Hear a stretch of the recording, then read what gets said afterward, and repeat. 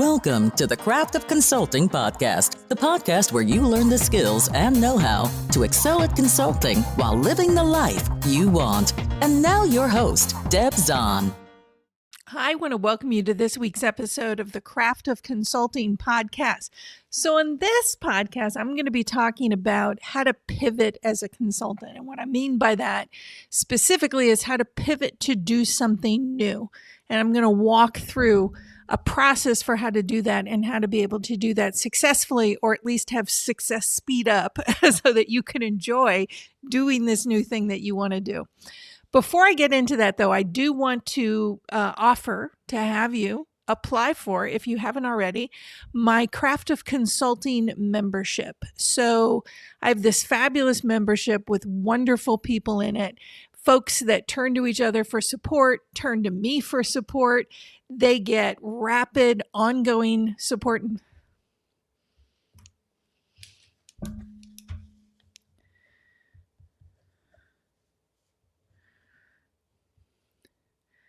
I want to welcome you to this week's episode of the Craft of Consulting podcast. So on this episode, I am going to be talking about how to pivot as a consultant, and specifically how to do something new and do it in a way that is going to enable you to be successful faster and enjoy this new thing that you're doing. But before I get into that, I actually want to offer to have you apply for, if you haven't already, the Craft of Consulting membership. So this is a community that I've put together of other consultants from all kinds of different fields. And we come together and we support and celebrate each other. And people get direct support from me in building their consulting business, and not only support, but rapid support. So what I like to tell folks is that it's my job to move at the speed of your business. So if somebody has a question, let's say they need to get a proposal to someone, or they have a discovery call coming up, or they're trying to figure out how to do outreach, I will get on and help them figure out how to do that. And what I do is they'll ask a question in the membership, and then I will answer it either with a personalized video or a written response. And they can get that on a daily basis. Now, the other thing is that I also give lots of other support. So there's monthly group coaching calls where folks can ask whatever they want, and we talk about it together and we help solve problems together. There's monthly trainings and pop-up trainings and pop-up conversations to make sure that everybody has what they need to have a thriving, successful consulting business. So if you're interested in being part of this, either because you're kind of just sick of trying to do all of this on your own, or it feels kind of isolating, or you really need to kickstart your consulting business and start getting income in the door much faster, then I do encourage you to apply. I do have folks apply, and if you get accepted, then you will get your first 30 days free. Now, the reason that I do that is because I want to make sure that it's a fit for you. So if you apply, you get in, you get to dive in for 30 days, takes all the risk off the table. If it's a fit for you, great, stick around, have a good time, and stay in the community. And if it's not a fit for you, then it's fine. And you've tried it, and hopefully you got something fabulous out of it. So I do encourage you to apply. There is going to be a link in the show notes, and you can also go directly to craftofconsulting.com and you can find out more about it. But the members in there are amazing, stellar, wonderful, super supportive of each other, and they are learning a ton. And I make sure that everybody gets their money's worth and everybody gets what they need to move forward and have the consulting business they want.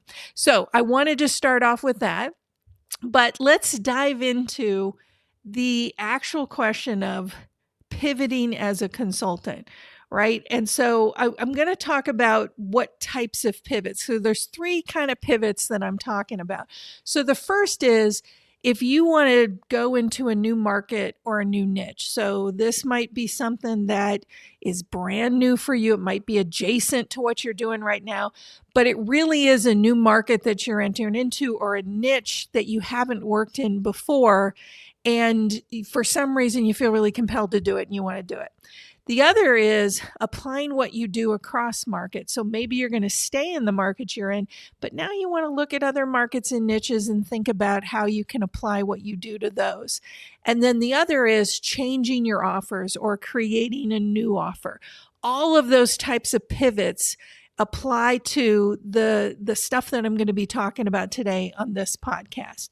But let me start off with, why pivot? Right? Like, what's a good reason to pivot? Because spoiler alert, there aren't always every reason is not a good reason. Let me put it that way. But really, I like to look at it in 4 ways. First of all, if your heart tells you to, if your heart is really calling out to you and saying, this is the work that I feel like I am meant to do. I feel like I can do a lot of good if I do this, then that's a completely legitimate reason to do it. And I celebrate that. And that's one of the reasons I put it first. Now, the other might be your head tells you to do it. So you're looking around of what's going on. You see an opportunity. You see something that is intellectually stimulating to you. You see something that you really think is going to help propel your business forward, then that's also a really good reason to do it. The other thing is your life. So you might decide, I need to do a pivot, or I need to create some kind of a new offer because it's really going to serve what I ultimately want my life to look like.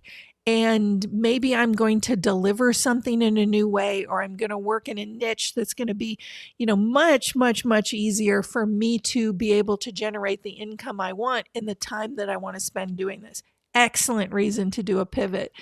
And then the last one is your market, is if there are, shifts and turns and twists in your market such that you are wisely taking a step back and saying, I think I need to do something differently, or I need to offer something differently, or I need to, consider how I can do some things across markets, because that's what's going to help me have the consulting business that I want to have.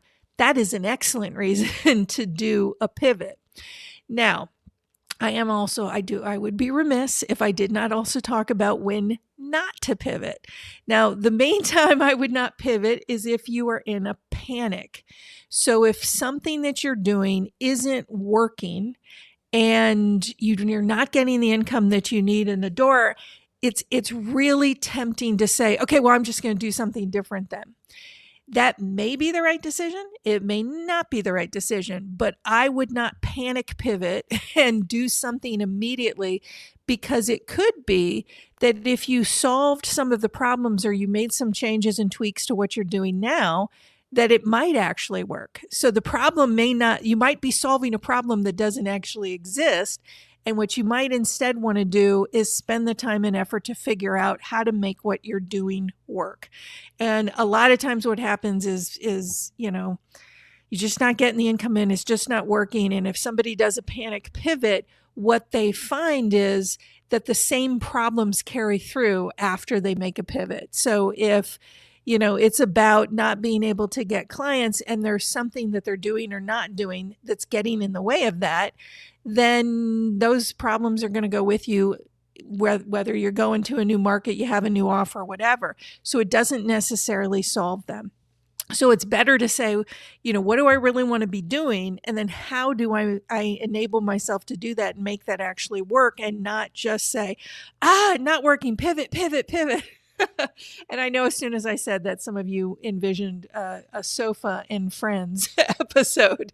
But the other reason that I do not encourage folks to pivot is if they see a squirrel. And so, you see something shiny or see something, race across, and you're like, ooh, that looks fun. I want to go chase that. The reason I don't think that that's a really great reason for a pivot is because it's often too fast, too immediate, and there are a lot of squirrels out there and there are a lot of shiny things out there. So if you tend to pivot for those reasons, chances are you're going to keep wanting to do that and never be able to solidify your business. Now, it doesn't mean if you don't see a shiny object, you shouldn't consider, hey, is that shiny object or is that squirrel for me? Maybe it is, but you have to pay attention to any sort of impulsive action that is going to delay your success. And often that's what happens if people panic or pivot because they see something quickly and they're like, oh yeah, that looks cool, I want to do that. So let's talk about the foundation. So these are the things that if you're going to pivot, and I would say doing this before you pivot, is answering some really important questions so that you've got the foundations in place to pivot successfully.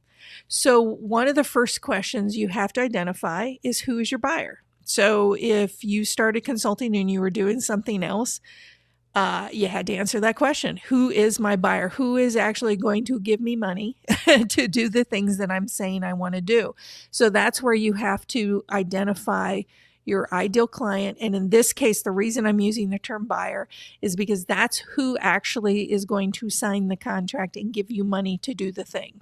It's not necessarily the people that you're going to immediately be working with. Maybe it is, maybe it isn't, but it's who is actually going to buy those services from you in a defined market or in a defined niche if you're niching down.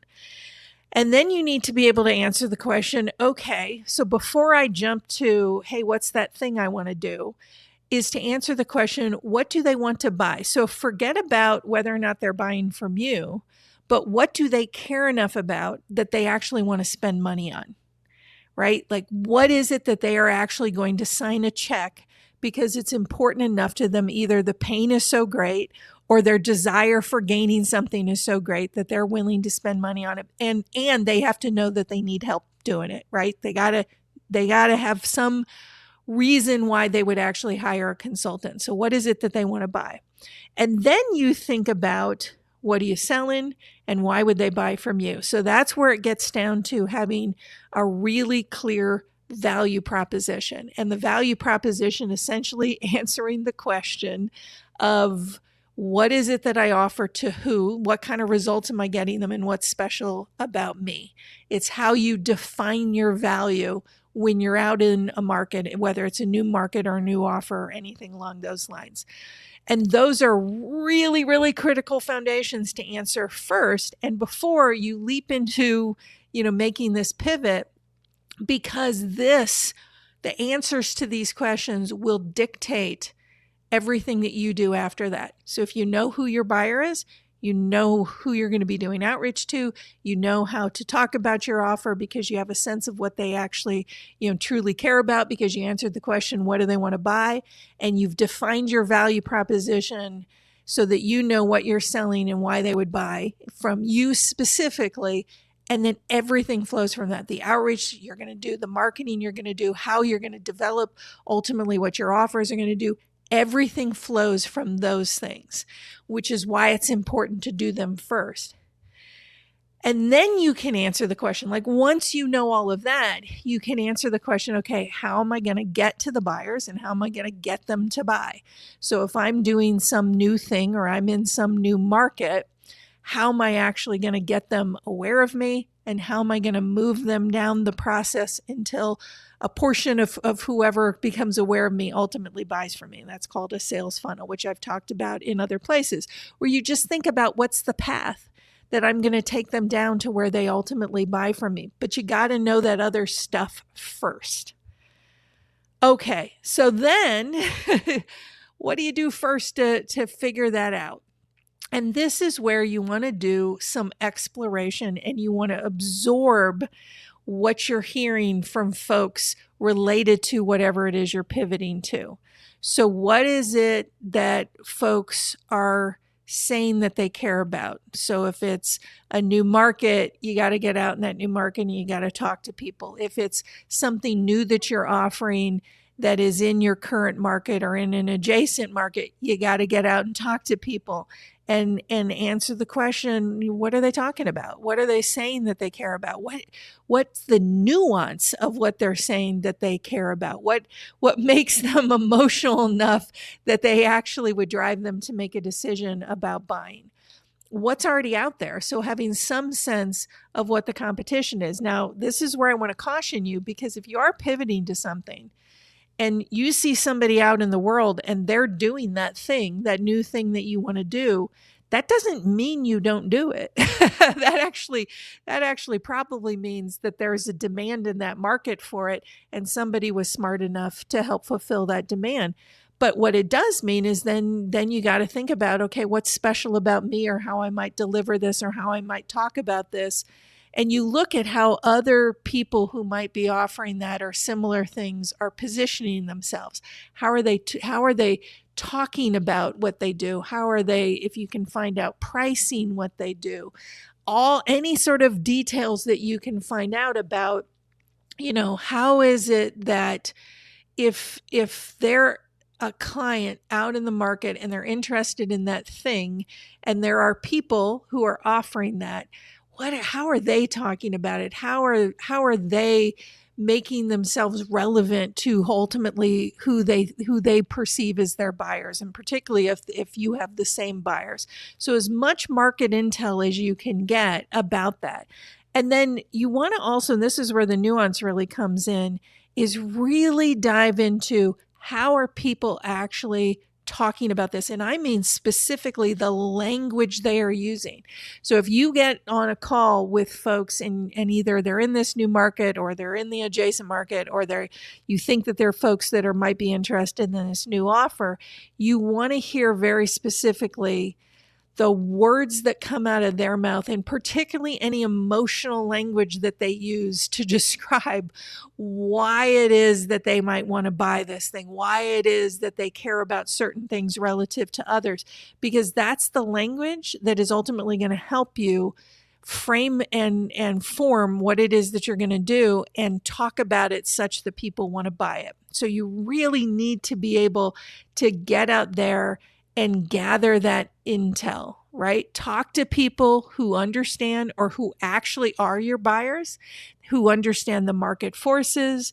They understand what influences buying decisions, or they can tell you what actually influences their buying decisions. And they know what the pain points and the gain points are of your buyer. So the pain points are the things that they're struggling with and they really want to resolve and solve problems. And then the gain points are the things that they really aspire to, the things that are meaningful for them to actually accomplish. And you want to actually go out in your market and have conversations so that you understand that. And you understand it deeply enough that you can respond to it, and you can construct marketing language and outreach language, and you can form what it is that you're doing in a way that is going to resonate with the folks that you ultimately want to buy it from. And again, listening especially for emotional language, whatever gets somebody animated when they talk about it, they got some kind of a charge behind it. You definitely want to capture that very much, and you want to be ready to be able to respond to it in a way, because it's often that is going to influence the buying decisions, right? What people have any kind of emotion around is often what will truly influence their buying decisions. And the only way you're going to know that, particularly if you're going into an area that you don't know a lot about yet, you got to get to know your buyers at that level. And I'm not saying go out and talk to, 50, 100 people. You don't need to do that. That really you can go out, and if you have a handful of conversations and you start hearing the same patterns over and over again, that might be enough. If you aren't hearing a lot of patterns, then you probably need to think about, who am I talking to? Do I need to talk to much more, specific people related to my buyer? Am I going too broad? You can problem solve that until you start to talk to enough people, enough of the right people, that you start to hear patterns emerge. And then you're like, oh, this is the thing. This is the thing that I know that everybody cares about, or that most people care about. That's what you're after. And then you also want to reflect on what you do right now, right? So even if you're going into a new market, and say it's even a wildly different market than what you're currently in, that doesn't mean that everything that you're doing right now gets tossed out, right? Because it is easier to make a pivot if you think about and appreciate what it is that you know and now, and how you can transfer those to whatever the new thing that you're going to do. So if you have knowledge, if you have skills, if you have particular type of expertise. So for example, when I first started, once I figured out what the heck I was doing, I had a particular niche that I worked in. And I wanted to expand that. And I had all kinds of reasons. My heart told me to, my head told me to. My market was pretty solid, so that wasn't really a reason. But I had a burning desire to do it, and so it made sense. I knew how to do a whole lot of things that were relevant to this new market.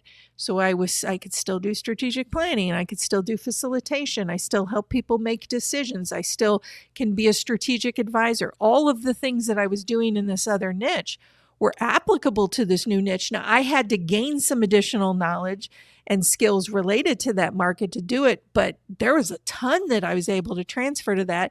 And now over half of what I do is in this new niche and has been for years, to the point where I actually had someone reach out to me. And this was hilarious because this was someone who actually is at an organization that is in my original niche. That was exactly the niche that I was in. And when she reached out to me, she thought I was an expert in my secondary niche. And I said, no, I'm actually one of you. You're mainly who I work with. And I have had that happen actually a couple times where I've had to remind people, no, my area of expertise is actually in the thing that you mostly do. But that's, again, because a big chunk of my business, and I've been able to expand my business, is because I very deliberately decided to work in a new niche, and it gave me, wealth of opportunity. And then the beautiful thing is, which I loved, is when those two worlds come together. And now I can actually look at both sides and say, I get both of you. I understand what drives both of you. And now I'm in a perfect position to be able to translate and navigate between the two and help them achieve things together. So it was a wonderful choice that I made, and it was actually a deliberate choice. And it helped in my business, but it also brought me a lot of fulfillment. So think about the knowledge and skills that you have, think about expertise you have, and ask yourself, how can I repurpose that for this new thing that I'm going to do, or this new place that I'm going to do it? And this is where you also look at processes and results that you've achieved. And they don't have to be an exact fit. They have to be relevant enough, right? Because if you go into, let's say, a new market, or you're developing a new offer and you haven't gotten any results from it yet, well, have you gotten results in a market that's similar, that maybe had some of the same problems, even though it was a different market? Have you achieved results through, some other offer that you have that's similar enough that it's worth you being able to talk about it when you make this pivot? So thinking through very deliberately, not throwing out everything you've done, but thinking through what can you actually repurpose and use to reposition yourself. And then, you got to go out and get business, right? So first place is also to think through your existing connections. So looking at your network and the network of the people who are in your network. I was really surprised when I took on this secondary niche that a lot of people knew each other. And so I was still able to tap into the existing network I had. And then once I started to get connections in this other niche, I was able to expand from there. But a lot of my existing connections were very helpful at me getting business. And then the other thing to think about is the language that you're using. So let's say that you're going into, like I did, a secondary niche or a new market, and you've already done your value proposition, right? And you looked at it, you had vetted it with people, you got it where it was really solid. You saw that people were really responding to it when you were going out into your market. You might not have to throw out the whole thing. You might just have to tweak it. It really depends on what it is that you're pivoting to, but you're going to have some sales language. You're going to have some outreach language. You're going to have, lots of other things that you've already created that you can look at and say, is that relevant to the new thing that I'm going to do? Or is it relevant enough? And maybe I just need to make a few changes, and I don't have to say, all right, well, forget it. Everything I've done before is irrelevant, and I got to build a new website and do all of this stuff. look at what you already have and see what you can use to repurpose and to be able to reposition yourself for whatever this new thing is. And then go out and get more intel. So again, start the process with some intel, do some fabulous things, and then go back and get some more intel. So let's say you've got either an adapted or a brand new value proposition or a new offer, or you're now doing something a little different with prices and you've got some new sales, like whatever it is. Go back and get some intel. This is where you really want to get feedback, because now what you're looking at is once it's more formed, so the pivot goes from this sort of dream that you have and this thing that you want to do, and you've got some good reasons to do it, and you get some intel to start to formulate what it's going to look like. But then once you start to actually form it and say, this is what it is, and this is what it's going to look like, and this are the things that I'm going to do to make this work, you want to get some intel. And I would encourage, trying to get some intel before you pivot in the market, because you want to ultimately be able to answer the question, will the buyer buy this? So whatever this thing I'm doing or the new place that I'm doing it in, will they buy it?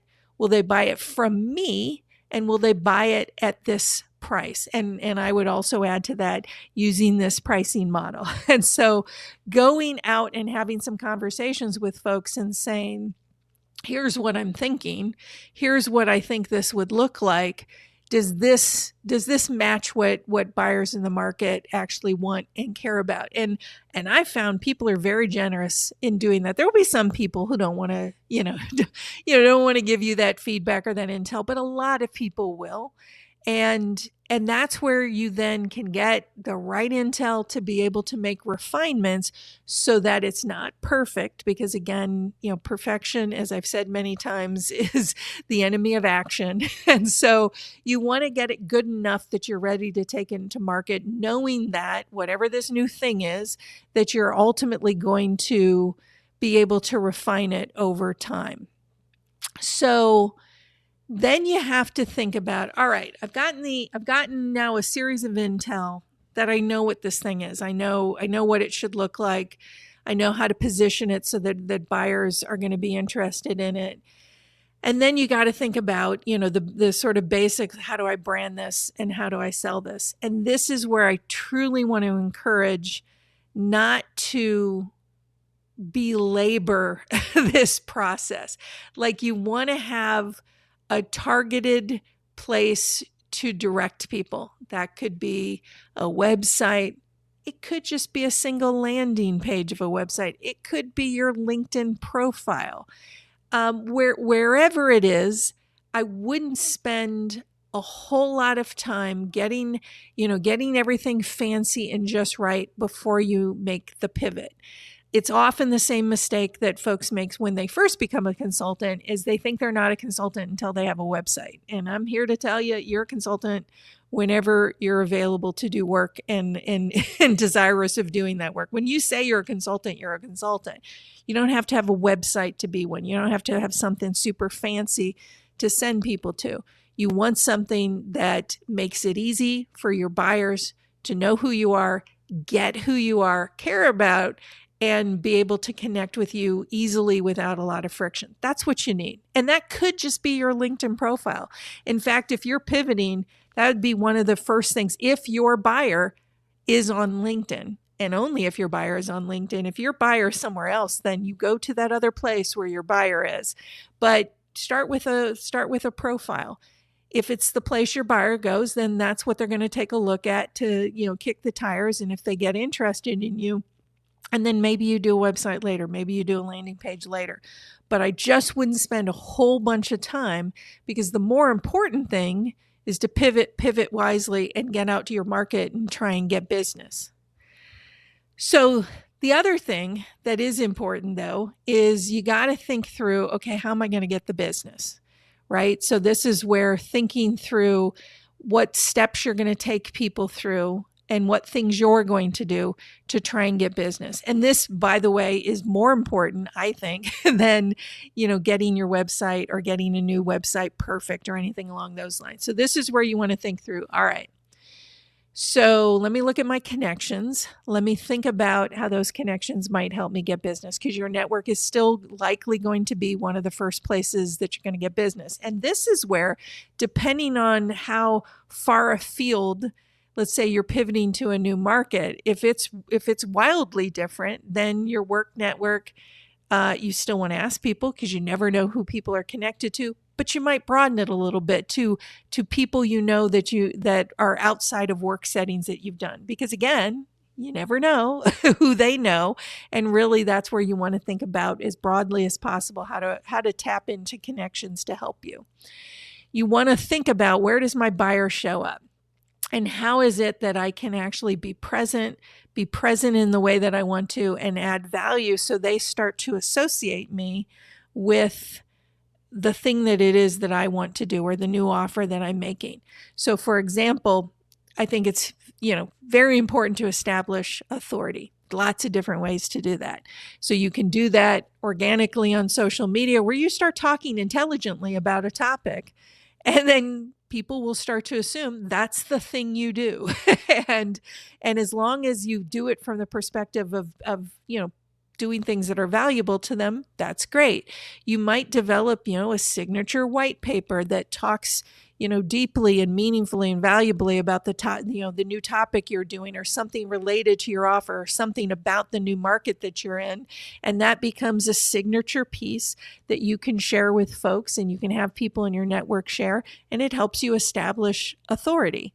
Going on podcasts and talking about different topics. And this is one where, you don't have to go necessarily to the podcasts that are, have famous people on them, of which I'm not one, but you can go to other podcasts and just start to establish authority. And as you start to share those podcasts, people think, oh, that this is this thing that this person does. How cool. Now, you also might think of presenting at live events. All kinds of different ways to establish your authority relative to the pivot that you're actually making, and having a plan for it, not just doing it by happenstance, but having a plan for it. And it may be that you consider later, oh, well, should I do some ads? And that's a maybe. Ads sometimes establish authority, sometimes don't, depends on how well they're done.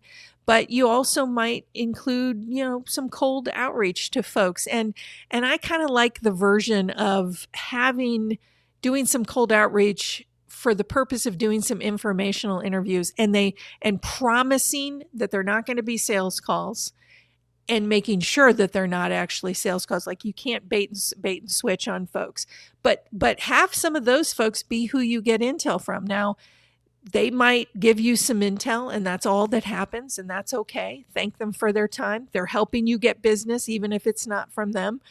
They might want to talk to you about business. They might want to refer people to you. You don't know what's ultimately going to happen, but that's a way to also, establish, some authority, and start to make some connections, and get really valuable intel that's going to help you actually sell whatever it is you're pivoting to. And then you also want to think of, and I call this the sneak in approach. Like, how do you sneak in, particularly if you're entering a new market, right? And it's not a market that is really close to what you do right now. Like, again, you likely still have very relevant knowledge and skills, but it's something really different. Then you might do some small projects. Now, you notice I did not say free projects. I don't actually think it's a good idea to launch into a new market with the only thing that folks know about you is you do stuff for free, because I think that sets the wrong tone, and I think it will lead people to undervalue what you do. And it kind of screams, I'm desperate to get some business in this. I think it's more important to maybe do some small projects, and then you start to get some things under your belt. And then when you go out and you start to talk about them, you've got some actual projects you can talk about. You also might consider subcontracting. So, maybe there's a new body of work that it is that you want to be doing, and you don't have a ton of expertise, but, maybe you subcontract, on a project with folks who do have that expertise, but what they need is what you also bring to the table. And again, it gives you experience in that new area of work, and it gives you recognition of having worked on one of those projects, but you're bringing your goodness to it. But you didn't have to go and drum up the business. You're actually a subcontractor to somebody who does get the business. And you might also, think about, expert network services. So are there, places where they've established networks of folks that come together, and there's meetups and there's all kinds of things where there are established places that people go to interact with others who are in their particular market or do work that is similar. And you might consider tapping into those, including ones that are local. So, because again, connections are connections. You never know what those will ultimately lead to. The world is a very small place, so there's no reason not to take advantage of that. And, also you can promote other skills and expertise that get you in the door. So, for example, let's say you're really good at facilitation, or you're really good at project management, or there's some other type of very concrete skill. Writing is a great one that you bring to the table. You might say, all right, in order for me to sort of get into this new area and get some, get something that I can go talk about, I'm not going to promote that I'm an expert in it, right? Because that would be disingenuous. But what I am going to do is talk about the other skills that I bring to the table. And you can do that in a subcontracting arrangement. You can do that as a small project. Maybe, somebody just needs something written up, and you're an excellent writer or you're an excellent editor. And what you're going to help them do is you're going to help them, bring all of this together using skills that you already have. And boom, now you've got a project in the area that you actually care about, that you can talk about, and you will have learned a lot.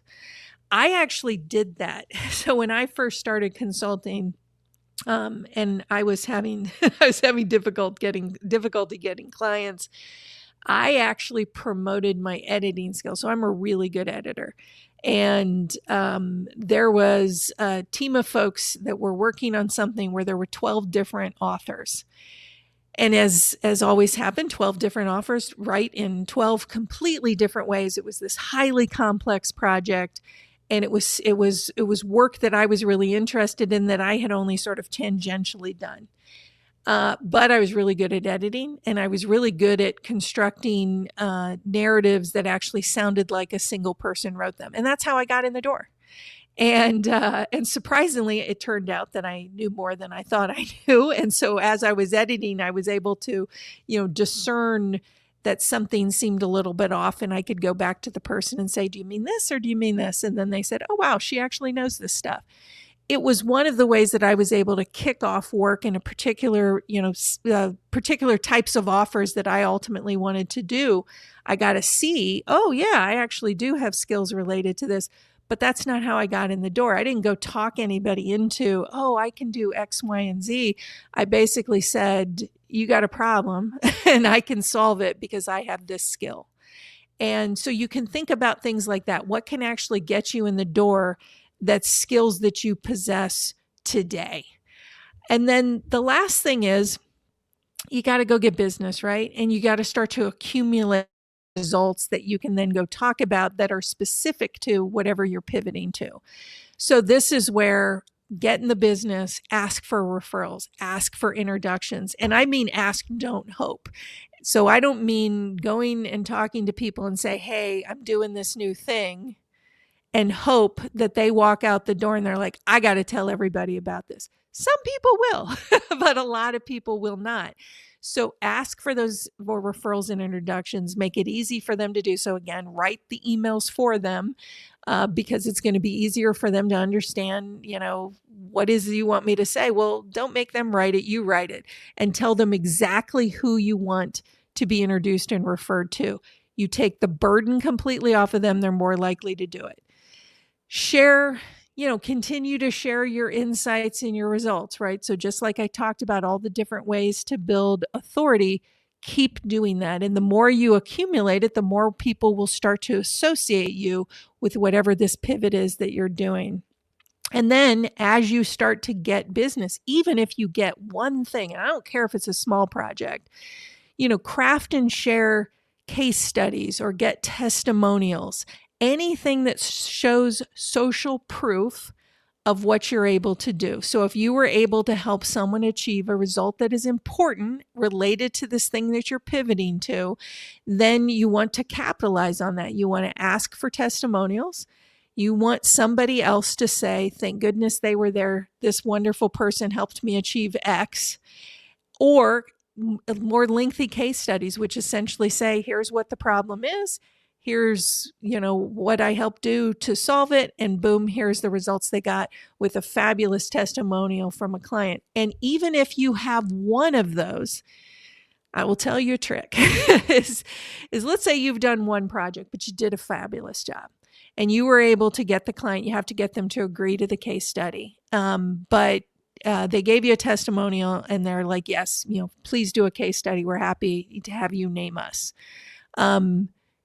If you share that with people, they don't actually know that that's the only project you've done. Now, I'm not saying lie. I'm not saying mislead people. But the reality is that's a legitimate social proof that you've done good things, unless they say, hey, can I see 5 more of these? Which chances are they won't. That's going to be good enough for most people, right? Particularly if it's results that they actually care about. So that's how you can start to build this after pivot, body of work that you can then use to go get more business. And the reality is usually if you get, 1 or 2 people to say yes to your new offer, or 1 or 2 gigs in a new market, and you do just a fabulous job and you give them an excellent experience, that's going to be enough to build on, to be able to build out after this pivot in a way that you want to, and ultimately support whatever your business and your life goals are. That's how it works. And again, that's what I found when I went over to a new niche. That's what I've seen others do when they've made, much more drastic pivots. But you can do it, again, as long as you're really clear why, as long as you answer some of the foundational questions that you have to answer so that it guides what your actions are, and your actions are going to be much more fruitful. And you really figure out how you're going to sell this and make sure that you're framing it and positioning it in a way that your buyer ultimately wants to buy it. And then leverage, so you can take whatever business you do get and go get more. So hopefully that was helpful. Again, I love talking about pivots because that's something that has come up several times in the membership. And some people have done sort of small pivots, and some people have leapt over to another market because their heart told them that's why I'm on the planet and that's what I feel like I should be doing. And that's part of what we work on when we're in the membership, is how to do that and how to become successful faster so that you can really enjoy doing what you told yourself you wanted to do. And you also need to make an income doing it. So again, if you're not already in my membership, I invite you to apply. Remember, you're going to get the first 30 days for free to try it on, see if you like it, and see if you want to stick around. And you can go to craftofconsulting.com and click on membership, and you can find out a whole bunch more about it, and you can apply right there.